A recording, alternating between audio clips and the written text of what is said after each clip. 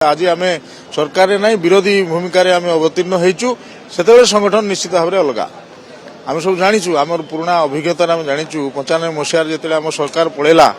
विजुबाबू स्वर्गत विजुबाबू सरकार आम से दलर दायित्व फायित्व नहीं आम विभिन्न पदपदवी रहीकि आम संगठन को बढ़ेलु एवं अनुभव कर सारे श्रीयुक्त नवीन पट्टनायक एवं से अनुसार कार्यक्रम चलो आम कार्यक्रम को आगेबू दल निश्चित भाव में सुदृढ़ हम दल में बहुत लोक अच्छा कम कार्यक्रम करने तेणु असुविधा हम ना नहीं शुणु